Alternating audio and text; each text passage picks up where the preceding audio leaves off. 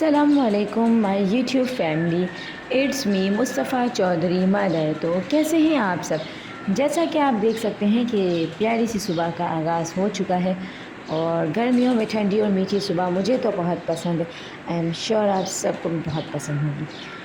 और ये वक्त सुबह कुछ 5 साढ़े 5 बजे का है। एग्जैक्ट टाइम तो मुझे याद नहीं, बट ये सुबह का मैंने शूट किया था और उसके बाद आफ्टर मैंने फिर नमाज़ फ़जर अदा की थी।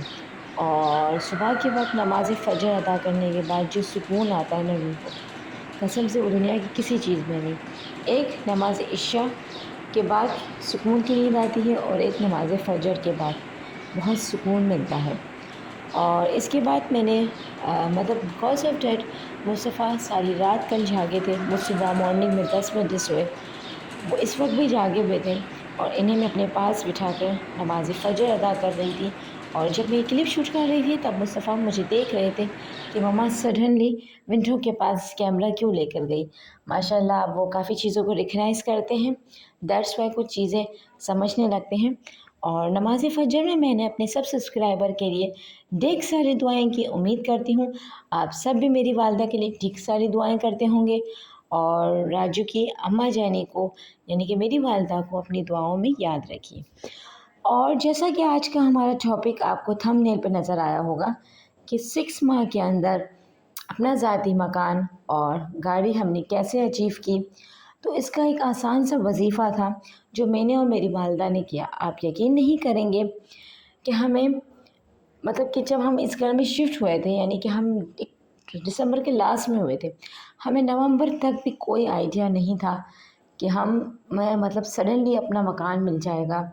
और कोशिशों में तो बेशक हर कोई लगा होता है, बट वो ख्वाब हमारा सच होगा हमें ये नहीं मालूम था कि हमें अपना ज़ाती घर मिलेगा। ये घर किसी अपार्टमेंट से कम नहीं, ये बहुत अच्छा घर है और सारी फैसिलिटीज़ इस एरिया में मौजूद है।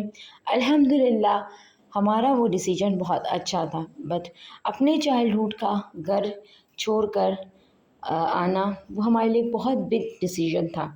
हम बहुत कंफ्यूज थे कि हम नई जगह सरवाइव कर पाएंगे नहीं कर पाएंगे, ये डिसीजन हमारे लिए बेहतर होगा या नहीं। फिर भी हमने लाइफ को चेंज करने का एक बिग स्टेप लिया।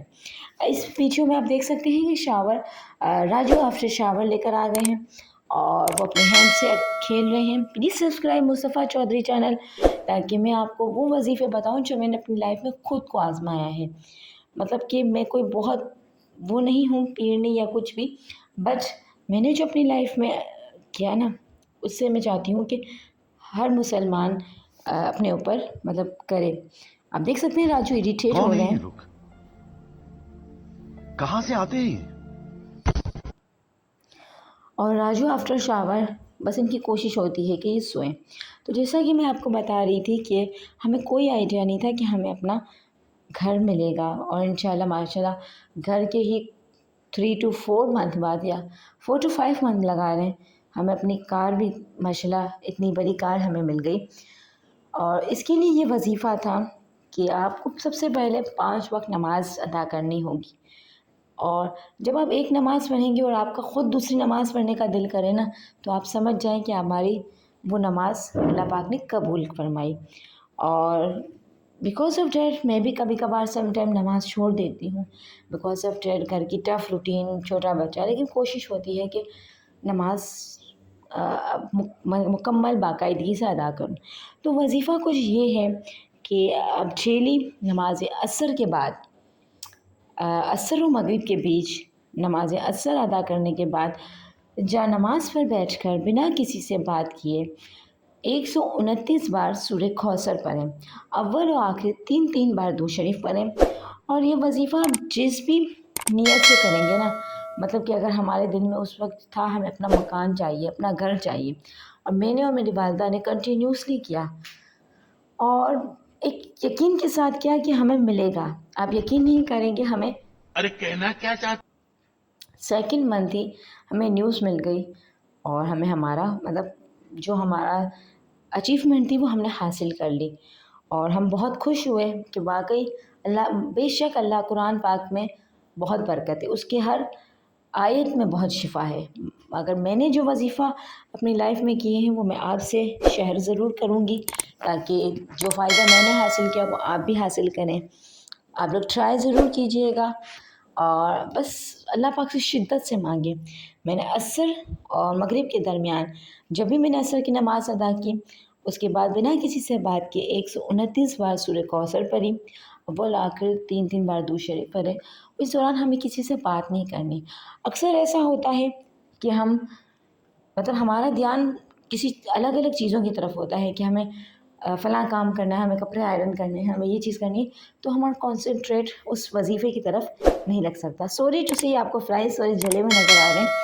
वो बच्चा रो रहा था और मैंने स्टोव पर रखकर मतलब चूल्हे पर रखकर मैं हट गई थी। घर में कुछ कीमा बना था बकरे का और निहारी बनी थी और फ्रेंच फ्राइज़ बनाए थे।